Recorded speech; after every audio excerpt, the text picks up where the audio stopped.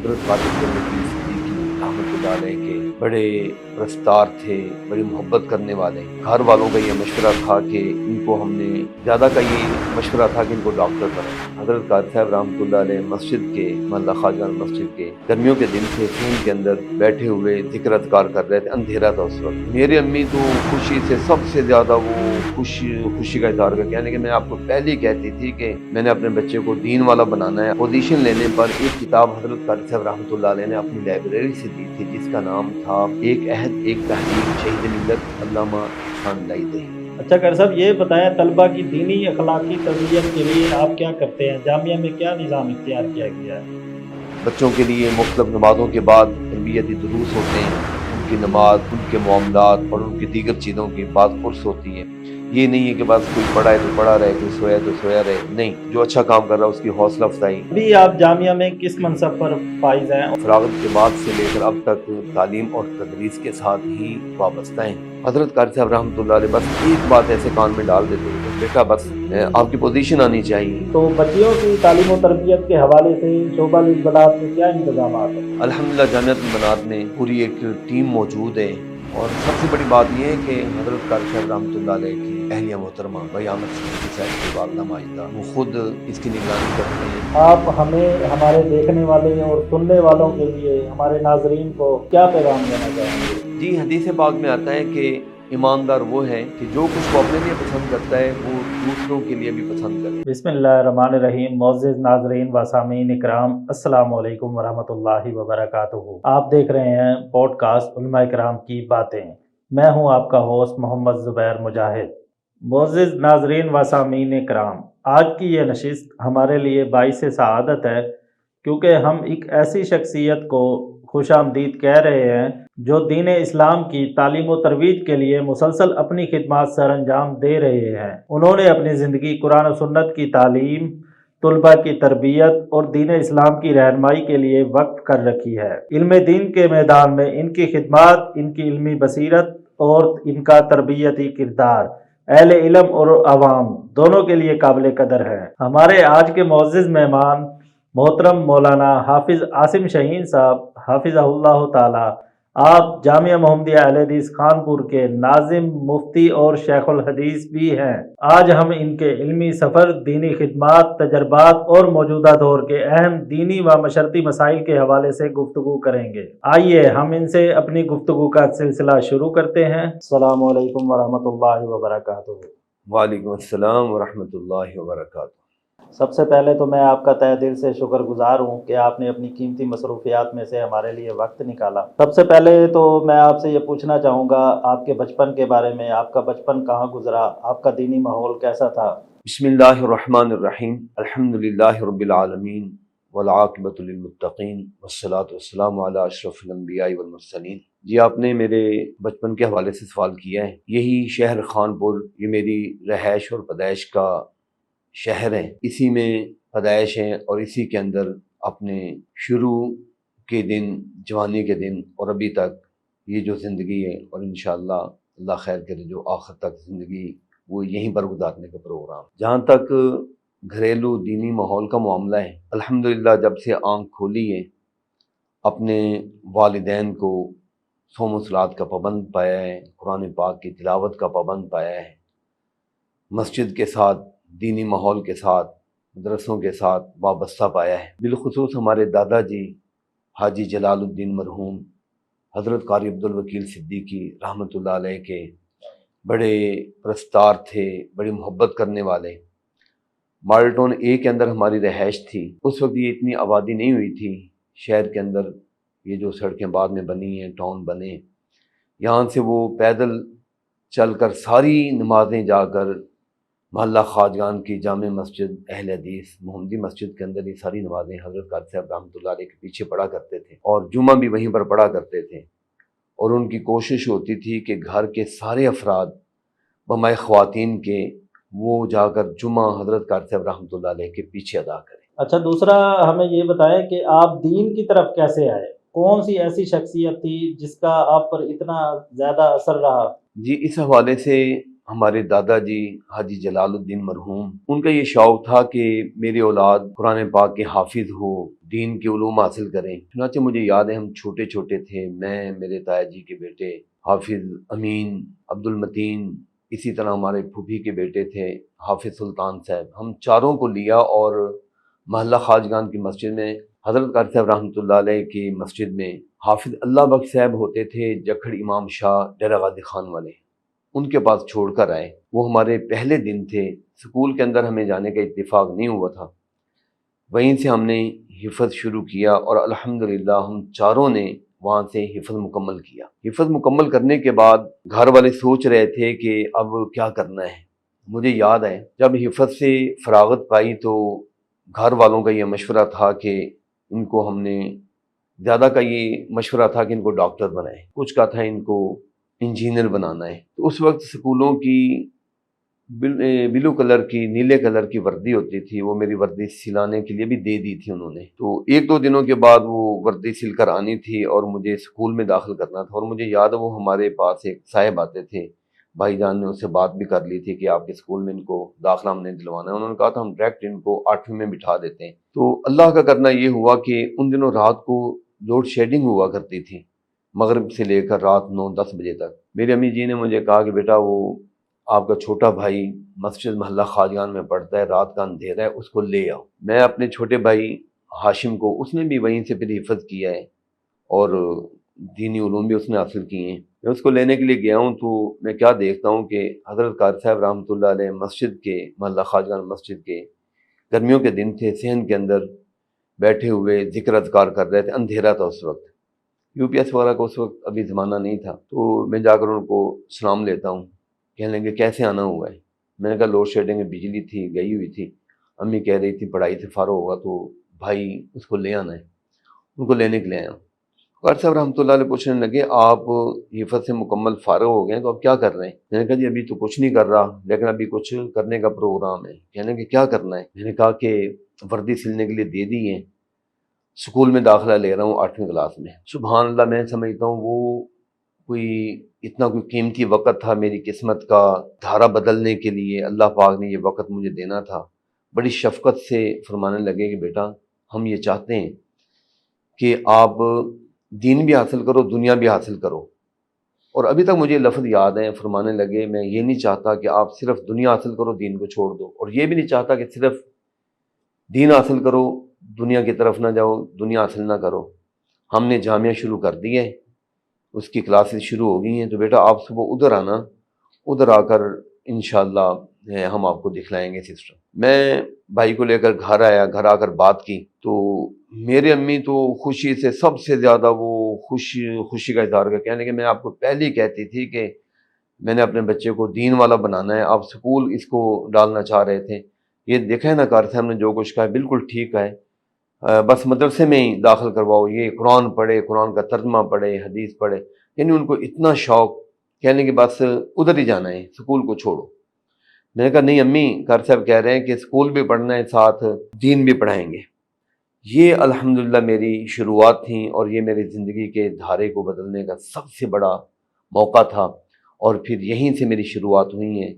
جیسے قاری صاحب رحمۃ اللہ علیہ کے پاس پہنچے، انہوں نے پھر بتلایا، سمجھایا تھا، پھر الحمدللہ یہیں سے تعلیم کا آغاز ہوا، اور کرتے کرتے اللہ کے فضل سے یہ دونوں چیزیں ہی حاصل ہو گئیں۔ دوران تعلیم ہم نے چونکہ سکول کا منہ بھی نہیں دیکھا تھا، یہیں پر مدرسے میں پہلی کلاس کے اندر ہم نے چوتھی، پانچویں، چھٹی کا امتحان دیا ہے۔ جب دوسری کلاس میں پہنچے تو ہم نے ساتھ مڈل کا میں نے امتحان دے لیا تھا دوسری کلاس کے اندر، اور تیسری کلاس، چوتھی کلاس میں جب پہنچا ہوں، جامعہ کی چوتھی کلاس تھی، 6 سال کا کورس، اس وقت 7 سال کا کورس ہوا کرتا تھا۔ چوتھی کلاس میں میں نے میٹرک کا دے لیا تھا، پھر اگلے سال میں فاضل عربی کا، 5ویں میں فاضل عربی کا امتحان دیا ہے۔ اور یہ بھی میرے لیے الحمدللہ اعزاز ہے کہ اس وقت 7 سال کا کورس تھا، میں نے چوتھی کلاس بغیر پڑھے ہوئے، ہمارے استاد ہوتے تھے مولانا عبدالستار حنیف صاحب، شیخ الحدیث تھے، ان سے میں نے اکیلے وقت میں بیٹھ کر جو چوتھی کلاس، 5ویں کلاس کی کتابیں تھیں وہ میں نے پڑھی ہیں، اور الحمدللہ میں نے 7 سال کا کورس جو ہے نا وہ 6 سال میں مکمل کر لیا تھا۔ اس میں یہ سب کچھ جو میں نے بتلایا کہ میٹرک بھی ہو گیا، ساتھ ایف اے بھی ہوا ہے، اور تعلیم سے فراغت کے بعد پھر وہ میرے ذہن میں ایک کسک سی تھی کہ قاری صاحب رحمۃ اللہ علیہ نے فرمایا تھا کہ آپ نے دونوں تعلیمیں حاصل کرنی ہیں۔ چنانچہ میں نے فارغ ہونے کے بعد بی اے اور اس کے بعد ایم فل اور اس کے بعد اسلامی یونیورسٹی سے پی ایچ ڈی کیا ہے۔ یہ اللہ کا فضل ہے کہ حضرت قاری صاحب رحمۃ اللہ علیہ نے جو راستہ بتلایا تھا وہ میرے لیے دین اور دنیا کے لحاظ سے بہت ہی کارگر ہوا ہے۔ اب اللہ سے یہ دعا ہے کہ اللہ پاک خاتمہ بھی اسی نیک راستے پر ہی فرما دے۔ اچھا قاری صاحب یہ بتائیں کہ دور طالب علمی میں کوئی مشکلات کا سامنا بھی کرنا پڑا ہے آپ کو؟ دور طالب علم میں میں سمجھتا ہوں کہ ایسی مشکلات نہیں تھیں کہ جس کا میں خاص طور پر تذکرہ کروں، صرف یہی تھا کہ ایک خاص محنت اور کوشش کرنی پڑتی تھی۔ ایک تو اس حوالے سے کہ دونوں تعلیمیں میں حاصل کرنا چاہتا تھا قاری صاحب رحمۃ اللہ علیہ کی جس طرح دعا اور خواہش تھی، تو اس حوالے سے پھر ڈبل محنت کرنی پڑتی تھی۔ اور دوسرا اس لیے بھی تھوڑی سی دقت ہوتی تھی کہ چونکہ ہم نے ابتدا میں کچھ بھی نہیں پڑھا تھا اسکول میں، جو کچھ تھا وہ یہیں سے تھا، لہٰذا یہاں پر بڑی محنت اور کوشش کر کے ہم حاصل کرنے کی کوشش کرتے تھے، محنت کرتے تھے۔ اور ابتدائی دنوں میں بلکہ ہمارے یہ بچے طالب علم جو اب ہمارے پاس پڑھ رہے ہیں، میں ان کو پیغام دینا چاہتا ہوں کہ اب جامعہ کا جو ماحول، پکی بلڈنگ ہے، جنریٹر کا سسٹم موجود ہے، یو پی ایس موجود ہے، سولر سسٹم موجود ہے، بہت اچھا۔ اس وقت ابھی یہ کچے کمرے تھے، صرف ابتدائی 2 کمرے تعمیر ہوئے تھے، باقی کچھ تعمیرات نہیں تھی۔ تقریباً دن کے اندر 2-3 نمازوں کے لیے وضو کرنے کے لیے ہمیں باہر نہر پر جانا پڑتا تھا، کیونکہ بجلی نہیں ہوا کرتی تھی، باہر والی سڑکیں کچی ہوا کرتی تھیں، بلڈنگ یہاں پر بالکل کچی تھی۔ گرمی اور سردی کے اندر گرمی بھی زیادہ ہوتی تھی، سردی بھی زیادہ ہوتی تھی، یہی مشکلات ہیں۔ لیکن میں یہ سمجھتا ہوں جو آدمی راہ حق کا متلاشی ہو، تحصیل علم کے لیے لگن رکھتا ہو، یہ چیزیں اس کے لیے کوئی رکاوٹ کا باعث نہیں بن سکتی، نہ ہونی چاہیے۔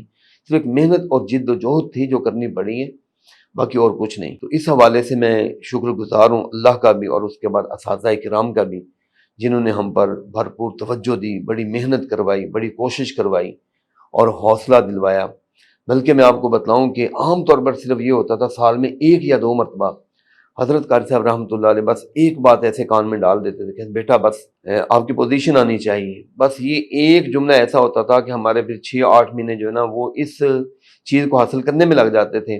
اور اللہ کا شکر ہے کہ میں نے اپنے دور طالب علمی میں یہاں پر 6 سال پڑھتے ہوئے کبھی بھی تیسری پوزیشن نہیں لی، ہمیشہ پہلی اور دوسری پوزیشن ہی حاصل کی ہے۔ یہ میں سمجھتا ہوں قاری صاحب رحمۃ اللہ علیہ کی دعائیں، اساتذہ کرام کی رہنمائی اور ماں باپ کی دعاؤں کا صلہ۔ آپ اپنے کوئی کلاس فیلوز اور اساتذہ کرام کا بھی بتانا چاہیں گے جن کے آپ کو زیادہ قریب رہے ہوں؟ جی، ہمارے اساتذہ کرام میں ایک تو حفظ کے ہمارے استاد محترم تھے جناب حافظ اللہ بخش صاحب، معمر استاد تھے، اب وہ فوت ہو چکے ہیں، اللہ کو پیارے ہو چکے ہیں، اللہ ان کو غریق رحمت فرمائے۔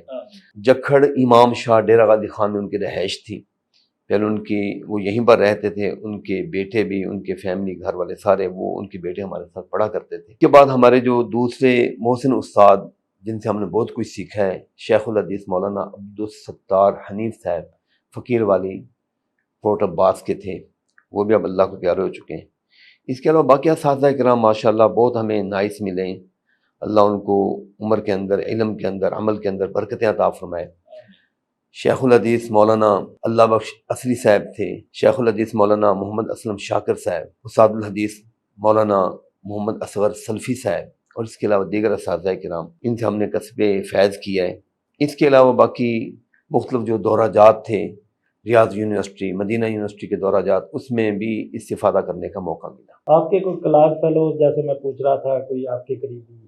ہماری کلاس کے اندر ہم 4 ساتھی تھے جنہوں نے بخاری شریف کی تکمیل کی تھی۔ ایک مولانا عبدالاکبر محمدی صاحب شاعر اسلام تھے، بڑے پائے کے شاعر تھے، جو ہم ان کو ماحول بتلاتے تھے وہ ماشاءاللہ صبح شعروں کے اندر لے کر آئے تھے۔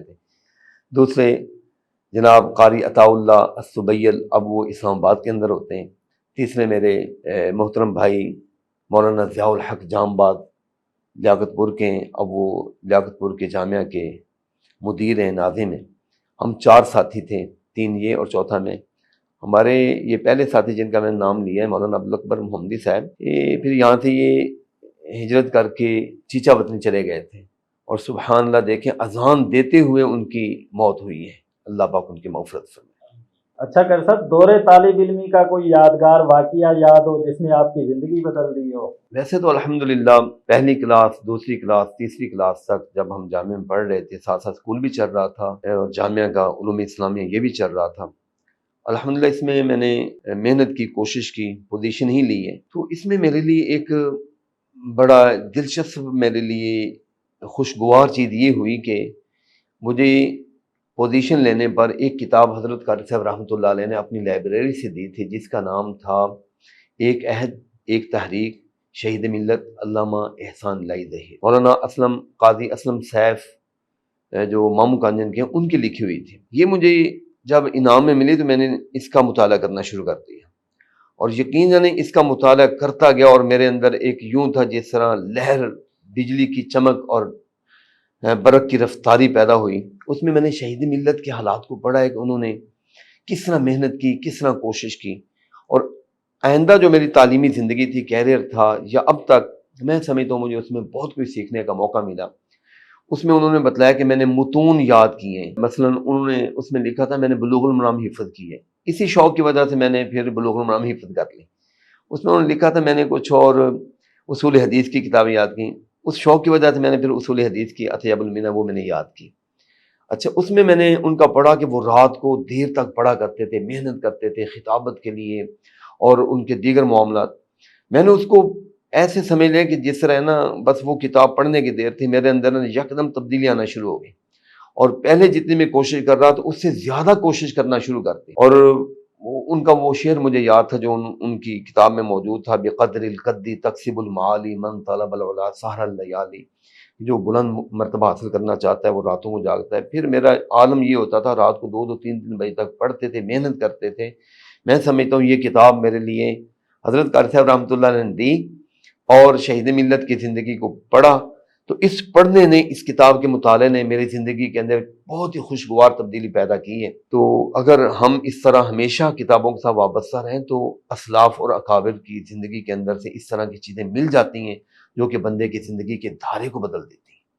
اچھا کر صاحب، یہ بتائیں کہ جب آپ تعلیم سے فارغ ہو گئے، تعلیم سے فراغت کے بعد آپ نے اپنی عملی زندگی کا آغاز کہاں سے کیا اور کیسے کیا؟ جی 1994 کے اندر ہم نے صحیح البخاری کی تکمیل کی ہے۔ اس کے بعد یہیں پر جامعہ کے اندر مجھے ابتدائی جو سکول کی کلاسز تھیں حضرت قاری صاحب رحمۃ اللہ علیہ نے اس میں مجھے پڑھانے کے لیے تعینات کیا تھا۔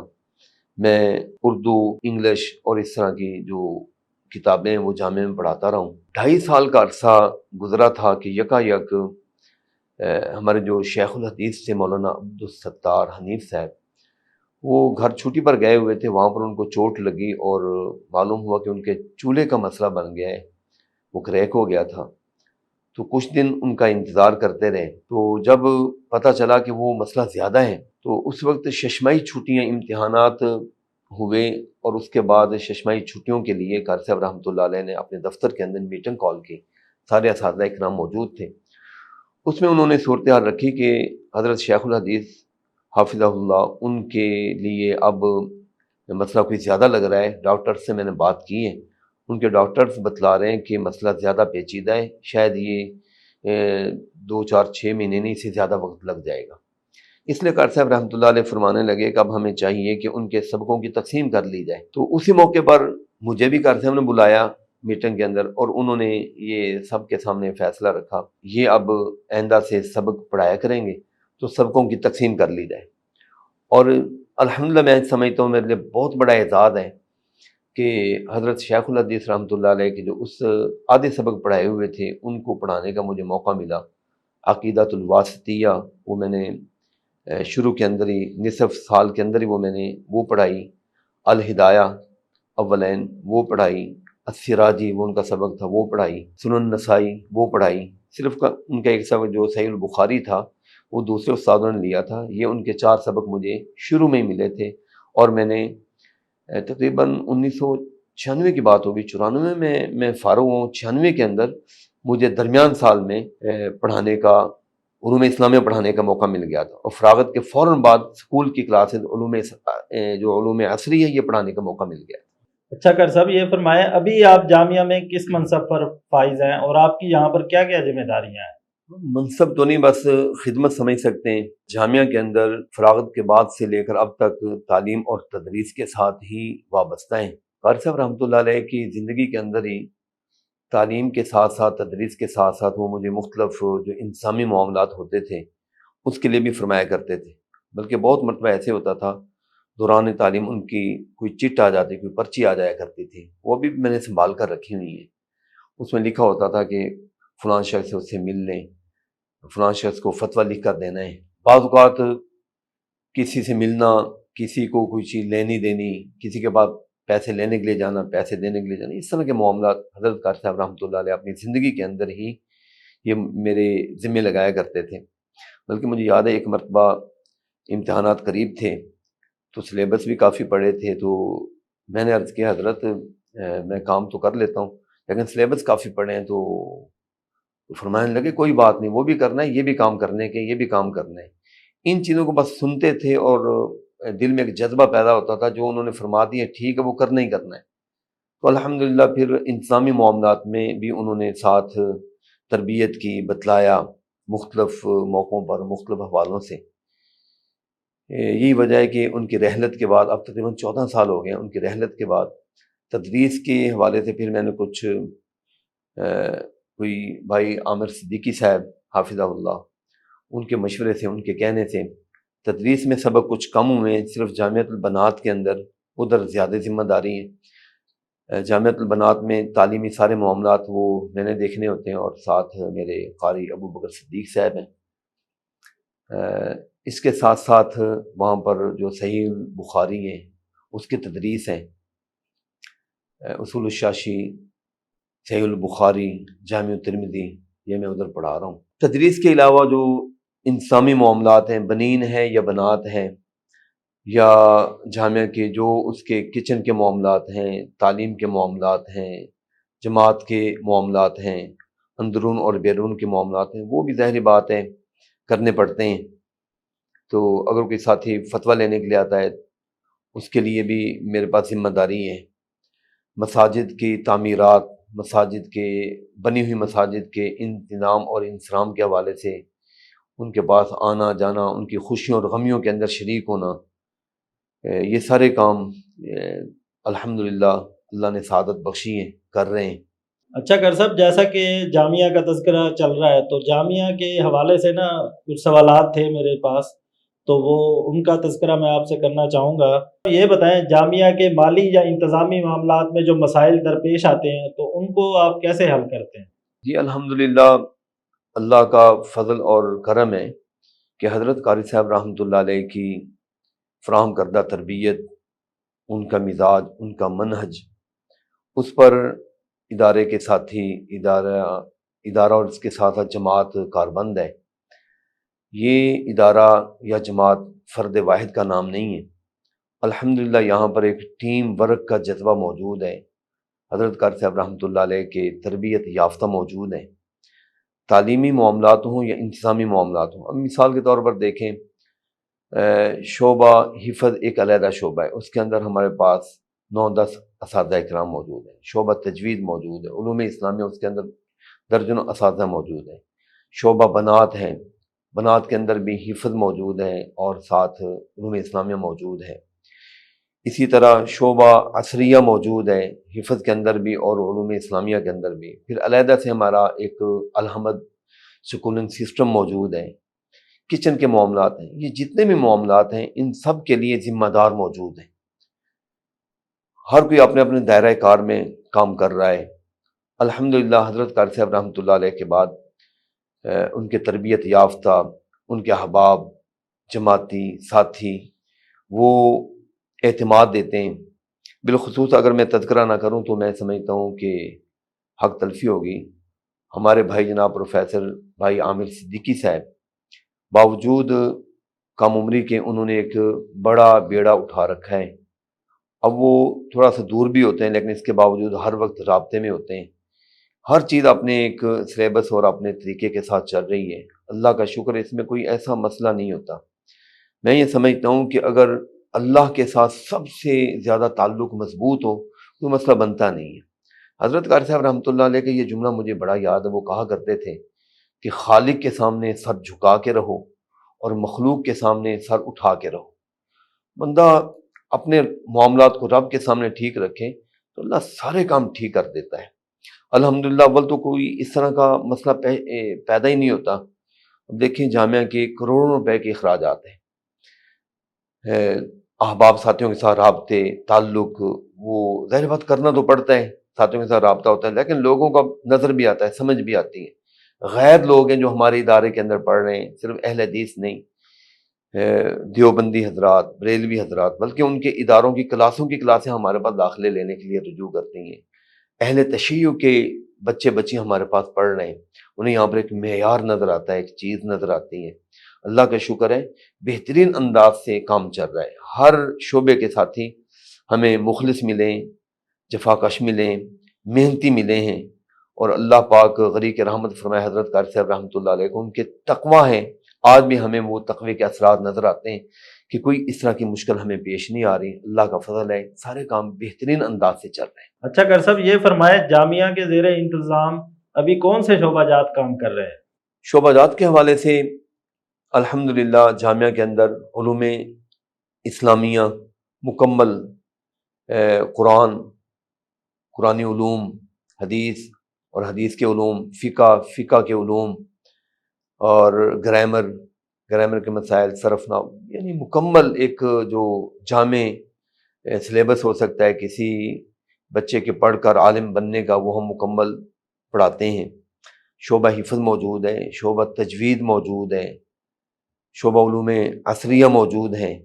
بنین اور بنات کے اندر یہ مکمل تندہی کے ساتھ کام کر رہے ہیں۔ یہ بنیادی طور پر ترویج اسلام، تبلیغ اسلام وہ ہمارا ہدف ہے، جو ہم بچوں کو پڑھا رہے ہیں، ان کی تعلیم تربیت کا بندوبست کر رہے ہیں۔ اس کا مقصد بھی یہ ہے کہ بچے مفید اسلامی شہری بنیں، اسلام کے سپوت اور فرزند اسلام وہ بنیں۔ الحمدللہ تعلیم کا میں نے پہلے بھی ذکر کیا ہے کہ وسیع انتظام موجود ہے، ساتھ ساتھ تربیت کا اہتمام موجود ہے۔ اس کے لیے ہم نے بعض مدارس میں آپ نے دیکھا ہوگا کہ اساتذہ آتے ہیں، پڑھا کر چلے جاتے ہیں، بعد میں بچوں کا کوئی پرسان حال نہیں ہوتا، لیکن الحمدللہ جامعہ کے اندر تقریباً 20 اساتذہ کے رہائشی کوارٹر موجود ہیں، جن میں اساتذہ پڑھانے کے بعد رہتے ہیں، اور نمازوں کے موقع پر سارے اساتذہ یہاں پر موجود ہوتے ہیں۔ بچوں کے اوپر ہر وقت نگاہ ہوتی ہے اور ان کی تعلیم اور تربیت کا سلسلہ چلتا رہتا ہے۔ اس کے ساتھ ساتھ تبلیغ کے حوالے سے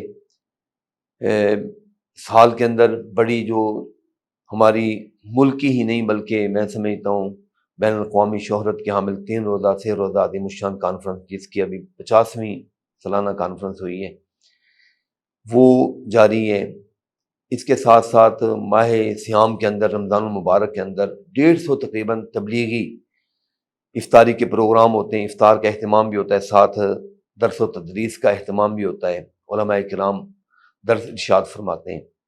اس کے ساتھ ساتھ ربیع الاول کی مناسبت سے پچھلے سال ہمارے 35 پروگرام پورے علاقے، صرف تحصیل کے اندر نہیں، ضلع سے باہر نکل کر ڈویژن کی سطح تک ہم نے یہ پروگرام کروائے ہیں۔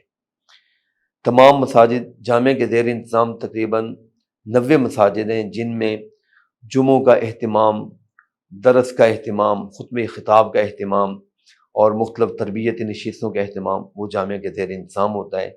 تمام جو مساجد کے منتظمین ہیں، مساجد کو جو ائمہ ہیں، ان کا جامعہ کے طرف سے ہی ان کا تقرر ہوتا ہے، اور وہاں پر ان کی تعلیم اور تربیت کا وہاں پر باقاعدہ امتحان لینے کا ایک سلسلہ جاری ہے۔ مولانا قاری جمیل احمد صاحب وہ خاص طور پر اس کام کے ذمہ دار ہیں کہ وہ تمام یونٹوں کے اندر بچوں کے امتحان لیتے ہیں، ان کو جج کرتے ہیں، سال میں 2 مرتبہ یہ ہوتا ہے۔ اس کے علاوہ الحمدللہ اساتذہ کرام، بالخصوص مولانا محمد اصغر سلفی صاحب اور مجھے تمام یونٹوں کے اندر چکر بھی لگاتے ہیں، وہاں پر خیر سگالی، ان کے خیر ان کے معاملات، ان کی خوشیاں غمیاں، ان کے اندر آنا جانا وہ بھی ہوتا ہے۔ اس کے ساتھ ساتھ مختلف علاقے ہم نے اساتذہ کے حوالے سے تقسیم کر رکھے ہیں۔ اساتذہ کرام ان علاقوں کے اندر جاتے ہیں، وہاں پر ان کے معاملات اور انتظامات وغیرہ کو دیکھتے ہیں۔ اس کے علاوہ تعمیر مساجد ایک ہمارا شعبہ ہے۔ حضرت قاری صاحب رحمۃ اللہ علیہ تقریباً 13-14 سال ہو گئے ان کو دنیا سے رخصت ہوئے۔ تقریباً ہر سال اوسطاً ہم نے 2 مسجدیں بنائی ہیں۔ ان کی رحلت کے بعد ابھی تک 26 مساجد تعمیر ہو چکی ہیں۔ اب بھی اس وقت 2 مساجد کا کام جاری ہے۔ شعبہ خدمت خلق، اس حوالے سے الحمدللہ ہم نے اچھی پیش رفت کی ہے۔ پورے شہر کے اندر ہم نے تحصیل کے اندر 12 واٹر فلٹریشن پلانٹ نصب کیے ہیں۔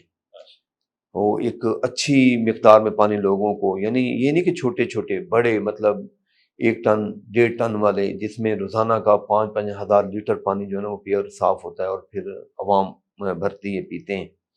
یہ کام کیا ہے۔ اسی طرح سیلاب زدگان کے حوالے سے ہوں، زلزلہ زدگان کا معاملہ ہو یا کوئی اور اس طرح کے آفت کے معاملات، اس میں جماعت الحمدللہ اپنا بھرپور کردار ادا کرتی ہے۔ جو پچھلے اس طرح کے آفتوں کے زمانے گزرے اس میں جماعت کا ایک، خانپور کی جماعت کا ایک بڑا مثبت اور بڑا جاندار کردار تھا۔ اس کے علاوہ جو غریب غرباء ہیں، مفلس حضرات ہیں، نادار ہیں، ان کے لیے میں سمجھتا ہوں خانپور کی جماعت تقریباً سال کا 20 لاکھ روپے سے زیادہ کا بجٹ اپنے ایسے نادار اور مفلس ساتھیوں کے لیے خرچ کرتی ہے۔ اچھا قاری صاحب، یہ بتائیں طلبہ کی دینی اخلاقی تربیت کے لیے آپ کیا کرتے ہیں؟ جامعہ میں کیا نظام اختیار کیا گیا ہے؟ اس کا میں نے پہلے کچھ تذکرہ کر بھی دیا ہے، لیکن اس کے ساتھ ساتھ مزید یہ ہے کہ ان کو جس طرح قرآن کا منہج ہے تزکیہ، اس حوالے سے اساتذہ اکرام آپس میں بھی درس اور تدریس کا سلسلہ جاری رکھتے ہیں۔ قرآن دیکھیں سب سے بڑی خود تزکیہ کی کتاب ہے، حدیث پاک تزکیہ کی سب سے بڑی کتاب ہے۔ ساتھ ساتھ اسمبلی کے اندر بچوں کو اس حوالے سے ضرور آگاہ کیا جاتا ہے۔ بعض اوقات ہم اپنے باہر سے معزز علماء کرام کو بلا کر بچوں کی تربیت نشستیں کروا دیتے ہیں۔ بچوں کے لیے مختلف نمازوں کے بعد تربیتی دروس ہوتے ہیں، ان کی نماز، ان کے معاملات اور ان کی دیگر چیزوں کی بات پرس ہوتی ہے۔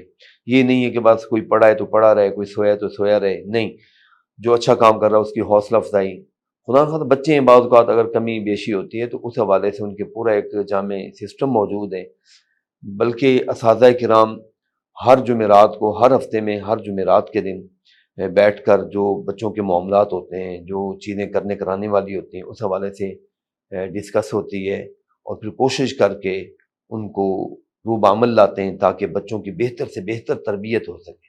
یہ بتائیں کہ ایک طالب علم جو جامعہ میں داخلہ لینا چاہتا ہے تو اس کے لیے داخلہ لینے کے لیے کیا ریکوائرمنٹس ہیں؟ ہمارے پاس چونکہ شعبہ حفظ، شعبہ تجوید، شعبہ علوم اسلامیہ، شعبہ عصریہ، جس کا میں نے پہلے بھی تذکرہ کیا، یہ چل رہے ہیں۔ جو بچہ حفظ میں ہمارے پاس آتا ہے، ہم اس کے لیے یہ تجویز کرتے ہیں کہ وہ کم از کم اسکول کی 4 یا 5 کلاسیں پڑھا ہوا ہو اور ساتھ ناظرہ کیا ہوا ہو۔ میں ماں باپ سے گزارش کروں گا کہ آپ اپنے گھر میں جب بچے کو پڑھا رہے ہوتے ہیں، پلے، نرسری، پریپ 1 2 3 4 یا 5 تک، تو آپ کوشش کریں جو آپ کے قریب کوئی مسجد ہے، کوئی اسلامک سینٹر ہے، وہاں پر بچے کو ضرور بھیج کر اس کا ناظرہ صحیح کروا لیں۔ اب ہمارے لیے المیہ یہ ہوتا ہے کہ بچوں کی عمریں نکلی ہوئی ہوتی ہیں، کافی عمر ہو جاتی ہیں، لیکن ان کو ناظرہ بھی نہیں پڑھنا آ رہا ہوتا اور کچھ لکھنا پڑھنا بھی نہیں آتا، وہ کافی ساری مشکلات پیدا کر دیتے ہیں۔ اس لیے میں ماں باپ سے گزارش کروں گا، آپ کے گھر کے قریب کوئی اسلامک سینٹر ہے، کوئی مسجد ہے، نہیں ہے تو آپ کوئی نہ کوئی اس کا بندوبست کریں تاکہ آپ کا بچہ 2 3 4 سال، یہ بلکہ دیکھیں 8 سال ہوتے ہیں، پلے، نرسری، پریپ 1 2 3 4 5، یہ دیکھیں 8 سال آپ کے پاس ہیں۔ ان میں آپ بچے کو ناظرہ پڑھا لیں، بلکہ آپ اس سے بھی زیادہ 1 آدھا سپارہ حفظ بھی کرا سکتے ہیں۔ ایسا بچہ جیسے ہی ہمارے پاس آتا ہے، چونکہ اس نے ناظرہ پڑھا ہوتا ہے، تو آتے ہی ہم اس کو حفظ پر ڈال دیتے ہیں، اور جو بچہ ناظرہ پڑھا ہوتا ہے، حفظ وہ 2 سال میں 3 سال میں حفظ کر لیتا ہے۔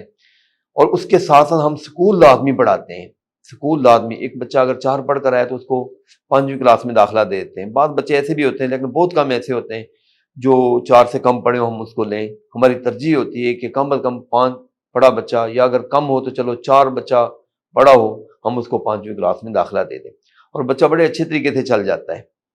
اس کے بعد جو علوم اسلامیہ والے ہیں، چونکہ ان کو ہم نے وفاق کا کورس کروانا ہوتا ہے، وفاق کا کورس جو اس کی ڈگری ہے، عامہ، خاصہ، عالیہ، عالمیہ، یہ ایم اے کے مساوی ڈگری ہیں، اسی ڈگری پر آگے آپ یونیورسٹیوں کے اندر پی ایچ ڈی کر سکتے ہیں، MPhil PhD وغیرہ وہ کر سکتے ہیں۔ اس لیے جو وفاق کا سلیبس ہوتا ہے، جو ان کی پہلی کلاس ہوتی ہے، جامعہ کی جو پہلی کلاس ہوتی ہے وہ 9th کے برابر ہوتی ہے، ہمارا جو الصف الاول ہوتی ہے وہ 9th کے برابر ہوتی ہے۔ اس لیے ہماری یہ ریکوائرمنٹ ہوتی ہے کہ بچہ 8ویں کلاس پاس ہو۔ جو بچہ 8ویں کلاس پاس آتا ہے وہ پہلی کلاس میں بیٹھتا ہے تو اس کو سکول کی ایک کتاب لگا دی جاتی ہے 9th کی، اور اگلے سال میں اس کو دوسری کتاب لگائی جاتی ہے، یعنی 9th اور 10th کی، اس کو 2 کتابیں ساتھ امتحان دینا پڑتا ہے وفاق کا، یعنی 2 سالوں کے بعد جب وہ میٹرک کا امتحان دے گا، مدرسے کا جو میٹرک ہوگا اس میں گورنمنٹ کی 2 کتابیں بھی ہوں گی، پھر اس کے بعد 2 سالوں کے بعد جو امتحان دے گا اس میں یعنی ایف اے کا امتحان دے گا تو سکول کی 2 کتابیں ایف اے لیول کی وہ بھی ہوں گی۔ اسی طرح آگے بی اے اور ایم اے کے اندر ہوگا۔ ہاں البتہ جو بچہ تجوید کرنا چاہتا ہے، تجوید کے لیے حفظ ہونا ضروری ہے۔ ہمارے اپنے بچے جو جامعہ کے بچے حفظ سے مکمل فراغت پاتے ہیں، ہم ان کو 1 سال کے لیے تجوید کا کورس کرواتے ہیں۔ ہمارے پاس پاکستان کے بہترین قاری موجود ہیں، جناب قاری مجیب الرحمان صاحب، تو وہ 1 سالہ کورس میں جو منزل ہوتی منزل کی پختگی کا اہتمام بھی کرتے ہیں، حدر، مشق، لہجہ، اس کا اہتمام بھی ہوتا ہے، ساتھ قرآن پاک کا ایک ابتدائی جو پیریڈ ہوتا ہے 2-3 سپاروں کا وہ بھی ساتھ ہوتا ہے، اور ساتھ جو تجوید کے قواعد اور اصول ہیں اس حوالے سے بھی 2 سبق ہوتے ہیں۔ اس طرح جو بچہ ہمارے پاس حفظ پڑھ کے آتا ہے یا جو ہمارے حفظ جو بچے تجوید کرنا چاہتے ہیں وہ اگر حفظ پڑھا ہوا ہوگا، حفظ کیا ہوا ہوگا، تو وہ تجوید کے 1 سالہ کورس کے اندر داخلہ لے کر اپنی منزل بھی پختہ کر سکتے ہیں، حدر اور مشق اور لہجہ بھی اپنا درست کر سکتے ہیں۔ بلکہ جو دنیا کے مشہور قراء ہیں، دنیا بھر کے، حرمین کے یا مصر کے یا دنیا کے جو مشہور قراء ہیں، ان کے مختلف لہجے بھی سکھائے جاتے ہیں۔ اچھا کر صاحب یہ بتائیں، جامعہ سے جو فارغ التحصیل طلباء کرام ہیں وہ موجودہ کن شعبوں میں اپنی خدمات سر انجام دے رہے ہیں؟ جی، جامعہ سے فارغ تحصیل صرف طلباء نہیں، طالبات بھی وہ اپنی دلچسپی کے مطابق ہی کرتے ہیں۔ ہم نے تو دیکھے ان کو تعلیم اور تربیت کے زیور سے آراستہ کیا ہوتا ہے۔ بہت سارے ہمارے جامعہ کے فضلاء ہیں، فاضلات ہیں، بچے اور بچیاں، علماء اور عالمات، وہ مدارس کے اندر تدریس کے کام کر رہے ہیں، تدریس کا شعبہ انہوں نے اختیار کیا ہے، اعلیٰ اعلیٰ مناصب تک، شیخ الحدیث، استاد الحدیث، فقہ کے استاد اور گرامر کے استاد، مطلب اچھی انہوں نے پوسٹیں حاصل کی ہیں، وہ کام کر رہے ہیں۔ کچھ علوم اصلیہ کی طرف اسکول اور کالجز میں، بلکہ بہت سارے ہمارے بچے یونیورسٹیز میں پہنچے ہیں، کچھ کاروباری فیلڈ میں بھی چلے جاتے ہیں۔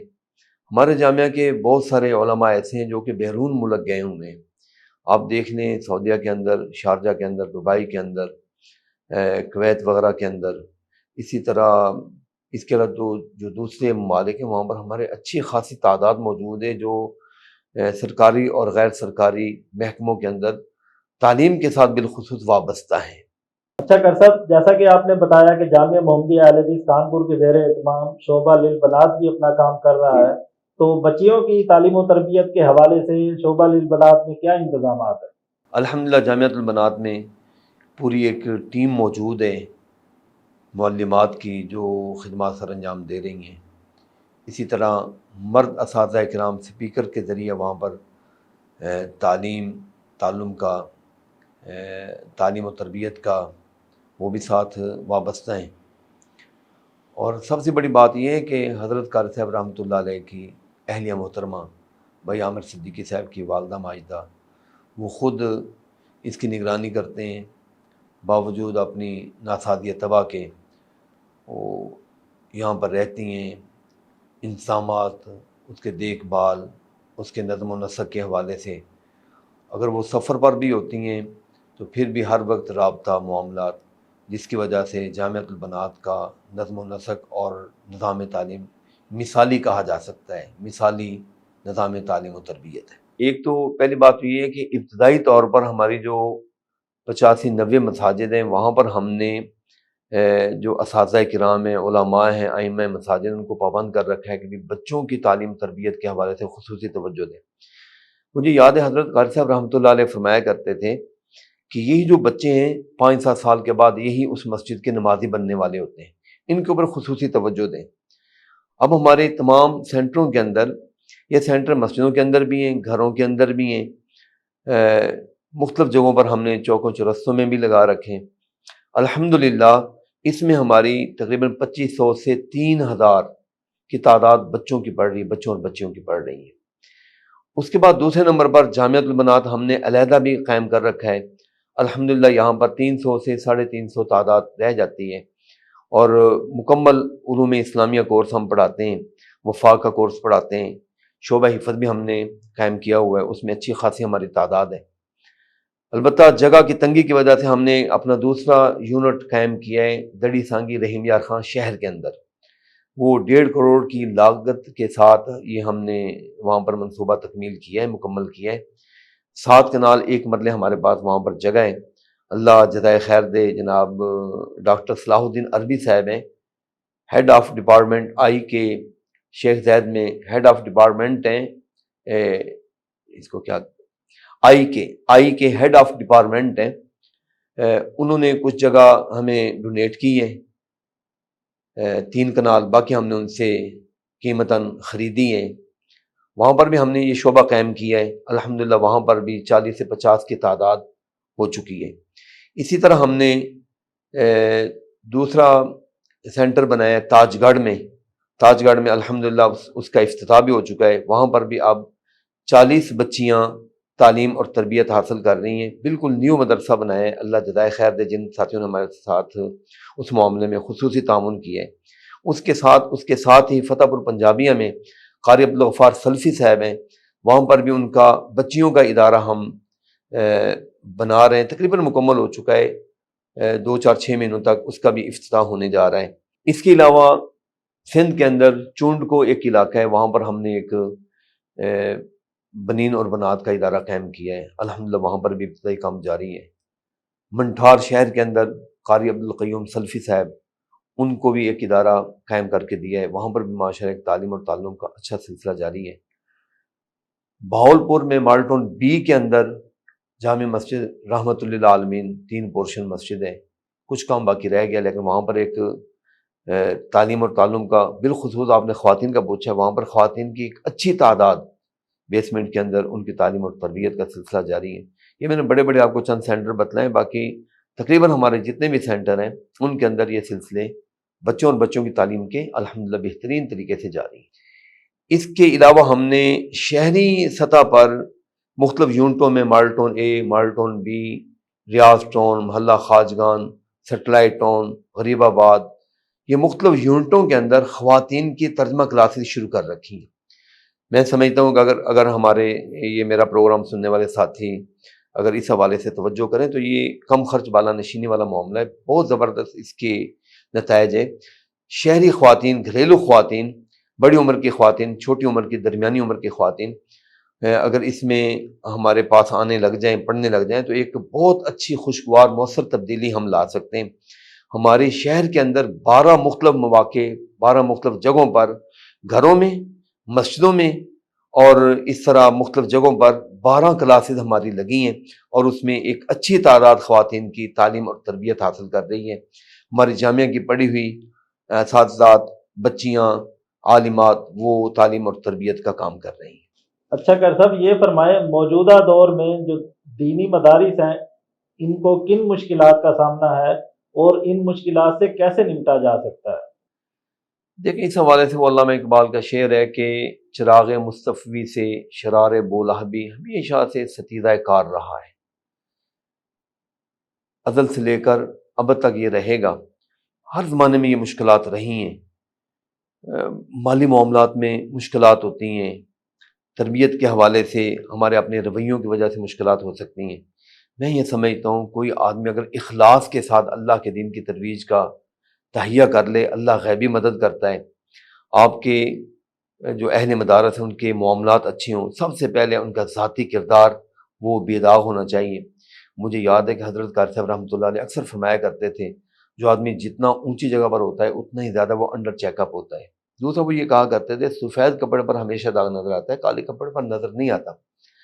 اہل علم کو چاہیے کہ وہ اپنے رویے، اپنے مزاج، اپنے کردار کو مثالی بنائیں، پھر یہ انتظام چلانا کوئی مشکل نہیں۔ آج ہم شکوہ کرتے ہیں بچے نہیں آ رہے، بچے کیا آئیں گے جب ہمارا انتظام ٹھیک نہیں ہوگا، تربیت کا ماحول نہیں ہوگا، جب لوگوں کا اہل مدارس پر اعتماد ہی نہیں ہوگا تو کیسے کام چلے گا؟ سب سے پہلے اپنے کردار کو مضبوط بنائیں، جب یہ کردار مضبوط کر لیں گے انشاءاللہ پھر کوئی مشکل نہیں۔ باقی دیکھیں، میں نے شروع میں عرض کیا ہے کہ شرار بولہابی یعنی ابو لہب کی جو فوج ہے، اس طرح کے لوگ ہیں وہ تو مقابلہ کرتے ہیں، وہ نہیں چاہتے یہ دینی مدارس چلیں، آپ کے خلاف پروپیگنڈا بھی کیا جاتا ہے، بلکہ ایسے لوگ ہیں جو مطلب ان کو دبانے کے لیے کوشش کرتے ہیں، ان کے خلاف پروپیگنڈا کرتے ہیں۔ کوئی بات نہیں، یہ ہر زمانے میں ہمیشہ نبیوں کے ساتھ بھی ہوتا رہا ہے، قرآن کی تاریخ پڑھ کر دیکھیں، یہ تو کوئی بات ہی نہیں ہے نہ، اس کو تو ہم لائق اعتنا ہی نہیں سمجھتے کہ یہ ہمیں سوچنا چاہیے، بس ہمیں یہ ہے کہ کام کرنا ہے تو کام کرنا چاہیے۔ جو مقابلے ہیں، جو چیلنجز ہیں، ان کو دیکھنا چاہیے کہ کس وجہ سے ہو رہا ہے، بچے نہیں آ رہے یا لوگ ہمارے پاس متوجہ نہیں ہیں، تو اپنے معاملات کو ٹھیک کریں، انشاءاللہ سارے کام ٹھیک ہو جائیں گے۔ اچھا ڈاکٹر صاحب، یہ بتائیں جو والدین اپنے بچوں کو دینی تعلیم دلوانا چاہتے ہیں ان کے لیے آپ کیا پیغام دینا چاہیں گے؟ میں انہیں پیغام دینا چاہوں گا کہ اگر آپ ارادہ رکھتے ہیں کہ ہم نے اپنے بچوں کو دینی تعلیم دلوانی ہے تو ضرور دلوائیں۔ نبی پاک علیہ السلام کا فرمان ہے کہ دین کو سیکھنا ہر کسی کے لیے فرض ہے۔ قرآن پاک میں بھی ہے کہ ہر بستی، کوچے، نگر، دیہات، مختلف جگہوں سے ضرور کسی نہ کسی کو علم سیکھنا چاہیے تاکہ وہ اپنے ماحول کے اندر جا کر تعلیم اور تربیت کا کام کر سکیں۔ کوئی شک نہیں ہے کہ دینی راستے کو اختیار کرنا نسبتاً مشکل ہے، کیونکہ جو آدمی ماحول میں جتنا مثبت اور اچھا کام کرے گا، لوگ اس کو اتنا ہی زیادہ کریدتے ہیں، اتنا ہی زیادہ اس کی مخالفت کرتے ہیں، انگلی اٹھاتے ہیں۔ اب نبیوں کو دیکھ لیں، انہوں نے یہ کام کیا تو لوگوں نے ان کو تنگ کیا، پریشان کیے۔ ماں باپ کو چاہیے کہ اپنی اولاد کو ضرور پڑھائیں، ورنہ دیکھیں آنکھیں بند ہو جاتی ہیں، بچوں کو اپنے باپ کی قبر پر دعا یا کلمات مانگنے کا طریقہ بھی نہیں آتا ہوتا، بلکہ مانگنا کیا، ان کو فرصت بھی نہیں ہوتی، وہ نکلتے ہی نہیں، ہم نے اس کو جس طرف لگایا ہوتا ہے، جس دنیا کی خاطر لگایا ہوتا ہے، وہ پھر وہی کام کرتے ہیں۔ تو ماں باپ کو ضرور چاہیے کہ وہ اپنے بچوں کو دین پڑھائیں، دین کی طرف لگائیں، یہی ان کے لیے انشاءاللہ دنیا اور آخرت کے اندر کامیابی کا باعث بنے گا۔ اچھا ڈاکٹر صاحب، یہ فرمائیں کہ جامعہ محمدیہ اہل حدیث خانپور کے آنے والے سالوں کی کیا اہداف ہیں اور مستقبل کے منصوبے کیا ہیں؟ جو کام حضرت قاری صاحب رحمۃ اللہ علیہ نے ہمیں دیا ہے، جس کو وہ پوری زندگی چلاتے رہے اور ہمارے پاس امانت چھوڑ کر گئے ہیں، ہماری یہ خواہش ہے کہ اس کو بہتر سے بہتر انداز میں آگے لے کر بڑھیں، اس کے اندر مزید ترقی اور بہتری لے کر آئیں۔ ظاہری بات ہے، ضرورت کے مطابق مزید سینٹر کھولنے کی ضرورت ہے، مزید مساجد بنانے کی ضرورت ہے، جامعہ کے اندر دور جدید کی مزید جو سہولیات ہیں وہ لے کر آنے کی ضرورت ہے۔ ظاہری بات ہے، ہر بندہ اپنے چادر کو دے کر اپنے پاؤں پھیلاتا ہے، تو ہم کوشش میں انشاءاللہ اللہ رب العالمین ہمیں مزید توفیق دے گا، اس کام کو مزید بڑھائیں گے، مزید اس کے اندر بہتری لے کر آئیں گے۔ اوقاف کے حوالے سے ہم پروگرام بنا رہے ہیں، اوقاف کا مطلب ساتھیوں کو اس حوالے سے توجہ دلائیں کہ جامعہ کے اپنے اوقاف ہوں، جن کے ذریعے ہم اپنے جو تشنہ طلب ہمارے منصوبے تشنہ رہ جاتے ہیں، یا جو منصوبے ہمارے نامکمل رہ جاتے ہیں، ہم ان کو مکمل کر سکیں۔ یقین جانیں بہت سارے ایسے منصوبے ہوتے ہیں جن کو ہم کرنا چاہتے ہیں، بہت سارے ایسے کام ہیں جن کو ہم پایہ تکمیل تک پہنچانا چاہتے ہیں، لیکن مالی مسائل کی وجہ سے بریک لگا دیتے ہیں۔ ہمارے سارے اخراجات، اب دیکھیں کروڑوں کے اخراجات ہیں، وہ صرف تعلیم اور تربیت پر، اساتذہ کرام ہیں ان کے مشاہرہ جات، طلبہ ہیں ان کے راشن، ان کے کچن کے معاملات، بجلی کے معاملات، گیس کے معاملات، ان کے اوپر اخراجات اٹھتے ہیں۔ اگر ہمارے پاس زیادہ وسائل ہوں تو ہم ظاہری بات ہے، جس طرح فلٹریشن پلانٹس ہیں یا مختلف یونٹوں کے اندر تعلیم اور تربیت کے سلسلے ہیں، یا جامعہ کے اندر جو مزید بلڈنگ، اب ہماری مزید اس کو بنانے کا پروگرام بنے تاکہ اس کے اندر ہم اپنی تعداد کو مزید بڑھا سکیں، یہ ہمارے آئندہ کے مستقبل کے اہداف اور مقاصد ہیں، منصوبے ہیں۔ اللہ رب العالمین سے ہم دعا بھی کرتے ہیں اور اللہ سے التجا بھی کرتے ہیں کہ اللہ رب العالمین ہمیں وسائل عطا فرمائے، اللہ پاک ہمیں قوت اور طاقت عطا فرمائے تاکہ ہم اس کے دین کا کام بہتر سے بہتر انداز میں کر سکیں۔ اچھا ڈاکٹر صاحب، جیسا کہ آپ جامعہ کے نظام اخراجات کا ذکر کر رہے تھے، تو اسی حوالے سے میرا ایک سوال ہے کہ عوام اور اہل مخیر حضرات جو ہیں وہ جامعہ کی دینی و تعلیمی جو سلسلہ چل رہا ہے اس میں کیسے تعاون کر سکتے ہیں؟ دیکھیں، ہر کسی کا سب سے پہلے میں سمجھتا ہوں تعاون یہ ہے کہ وہ اپنے بچوں اور بچیوں کو دین کی طرف راغب کریں، دین کے لیے ان کو بھیجیں، یہ سب سے پہلا تعاون ہے۔ دوسرا یہ ہے کہ ظاہر بات ہے، یہ جو بچے آئیں گے، ان کے اخراجات، ان کے رہنے سہنے کے، ان کے کھانے پینے کے، ان کی تعلیم اور تربیت کے لیے معمور جو عملہ ہے ان کے لیے اخراجات ہوں گے۔ اس کو مہیا کرنے کے لیے ظاہر بات اب ہمارے پاس کوئی اس طرح کی مطلب بجٹ تو نہیں ہے، یا ہمارے پاس اس طرح کی کارخانے فیکٹریاں تو نہیں ہیں، وہ احباب ساتھیوں نے ہی دینے ہوتے ہیں، تو وہ اس طرف ضرور توجہ دیں۔ اب دیکھیں، ایک ایک بچہ جو پڑھ کر فارغ ہوتا ہے، پڑھ رہا ہے، وہ آگے جا کر دین کا کام کر رہا ہے، وہ اپنے پڑھانے والوں کے لیے، خرچ کرنے والوں کے لیے، محبت کرنے والوں کے لیے صدقہ جاریہ ہے۔ اب وہ کام کرنے والے لوگ کتنے ایسے لوگ ہیں جن کے مجھے نام یاد ہیں، جن کو میں جانتا ہوں، وہ دیتے ہوئے، دین کے ساتھ وابستگی رکھتے ہوئے دنیا سے جا چکے ہیں، لیکن ان کی محبت اور ان کے خرچ کیے ہوئے پیسے سے پڑھے ہوئے بچے اب بھی کام کر رہے ہیں۔ مطلب مجھے ہی دیکھ لیں، میں ایک ادنا سا طالب علم ہوں، میں نے یہیں سے پڑھا ہے، اب کام کر رہا ہوں۔ کیا خیال ہے جنہوں نے اس وقت تعلیم تربیت کے لیے میرے اوپر خرچ کیا ہوگا، کیا میں ان کے لیے صدقہ جاریہ نہیں؟ میں چاہتا ہوں کہ میں جس طرح صدقہ جاریہ ہوں باقی بھی صدقہ جاریہ بنے۔ آپ اپنی دولت کو، اپنے پیسے کو دائیں بائیں لگانے کے بجائے اللہ کے دین کے لیے صرف کریں، اللہ کے دین کے لیے خرچ کریں، یہ آپ کے لیے دنیا کے اندر بھی خیر ہے اور آخرت کے اندر بھی۔ جہاں تک آپ کے پیسے کے حوالے سے گارنٹی، میں آپ کو ذمہ داری کے ساتھ کہتا ہوں، الحمدللہ یہ آپ کا ایک ایک آیا ہوا روپیہ، پیسہ، پائی پیسہ ہمارے پاس آپ کی امانت ہے، قیامت کے دن ہم اس کے جواب دہ ہیں۔ ہم اللہ سے دعا کرتے ہیں کہ اللہ پاک ہمیں اس میں ہمیشہ سرخرو رکھے۔ جس شخص کو اپنے مال کے پاک اور حلال ہونے کا یقین ہے، تو میں اسے ضرور گزارش کروں گا کہ اپنے مال کو ضرور دین کی ترویج اور اشاعت کے لیے خرچ کریں۔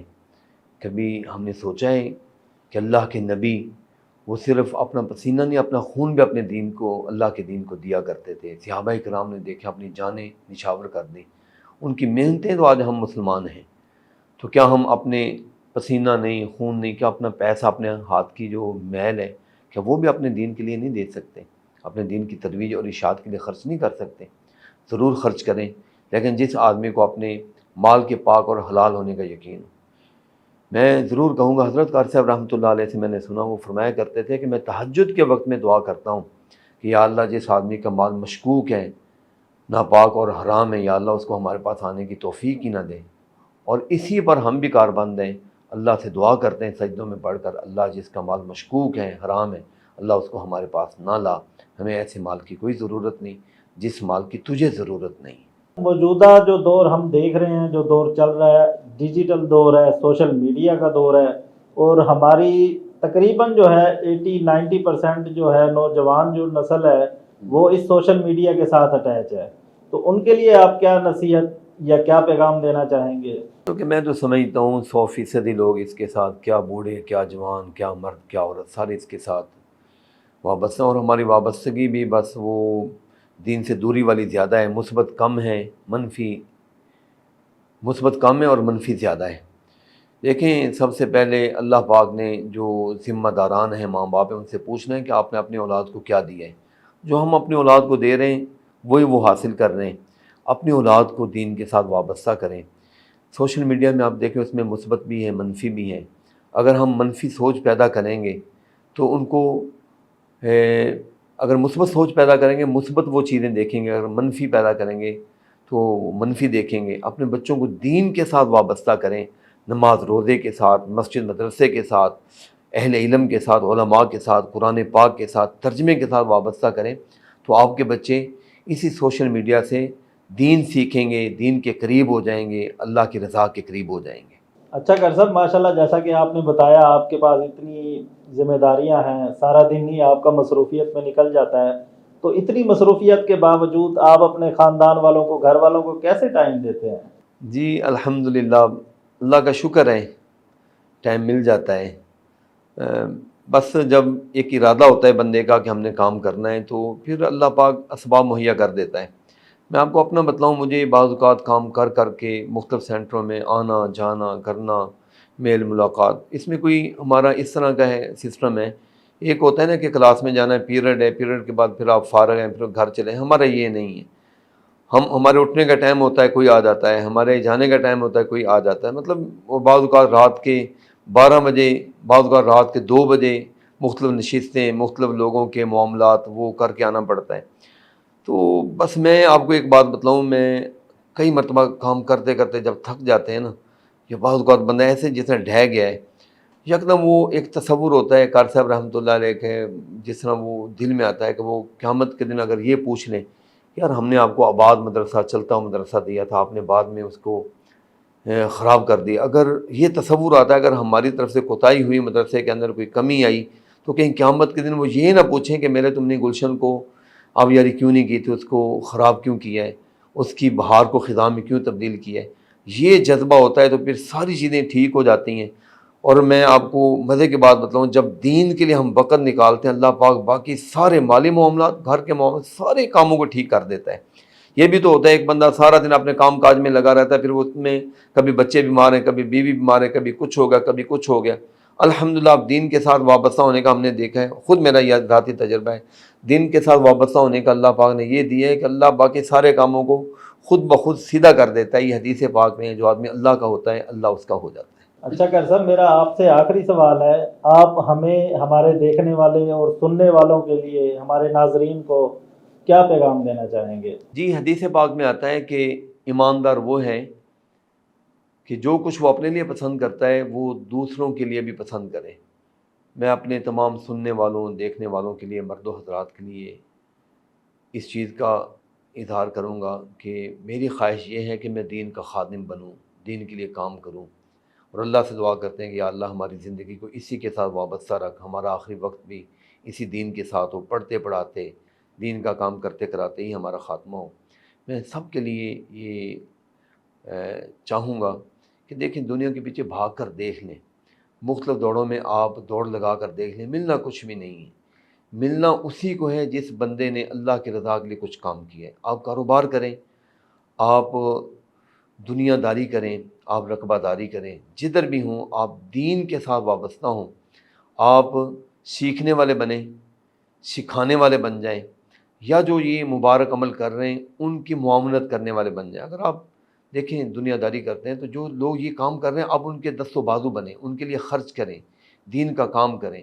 انشاءاللہ جب آپ یہ کام کریں گے، اللہ پاک ہماری دنیا اور آخرت کی اصلاح و فلاح کا بندوبست کر دے گا، اور دنیا اور آخرت میں اللہ پاک ہمیں کامیابی کے تاج پہنا دے گا۔ اچھا قاری صاحب، آخر میں آپ کا تہ دل سے انتہائی مشکور ہوں، آپ نے اپنی قیمتی مصروفیات میں سے ہمارے لیے وقت نکالا، اپنے قیمتی تجربات سے ہمیں مستفید فرمایا، علمی گفتگو آپ نے کی۔ جی، آپ کا بھی شکریہ زبیر مجاہد صاحب، آپ نے یہ سلسلہ شروع کیا ہے۔ پہلی بات ہے، آپ نے پہلے بھی ذکر کیا، آپ کا مقصد یہ ہے کہ چلو ایک اچھی بات، اچھی آواز لوگوں کے کانوں تک پہنچے، اور سچی بات ہے ہمارا بھی مقصد خود ستائی نہیں ہے، اپنے آپ کو پیش کرنا نہیں ہے، صرف ایک پرانی یادوں کو تازہ کرنا ہے اور نسل نو تک اپنا درد دل رکھنا ہے۔ اللہ رب العالمین آپ کے اس کام کے اندر برکتیں عطا فرمائے، اخلاص عطا فرمائے، ریاکاری سے بچائے، اور ہمارے اس نشست کو، ہمارے بیٹھنے کو، ہمارے باتیں کرنے کرانے کو، جو کہ ہم نے کہا ہے، سنا ہے، اللہ پاک اس کو ہمارے لیے سب سے پہلے اور پھر سب کے لیے خیر و سعادت کا باعث اور ذریعہ بنا دے۔ جی ناظرین، اگر آپ کو ہمارا یہ پوڈ کاسٹ پسند آیا ہو تو اسے اپنے دوستوں کے ساتھ ضرور شیئر کریں۔ اگلے پروگرام تک اپنے ہوسٹ کو اجازت دیجیے۔ اللہ حافظ و ناصر۔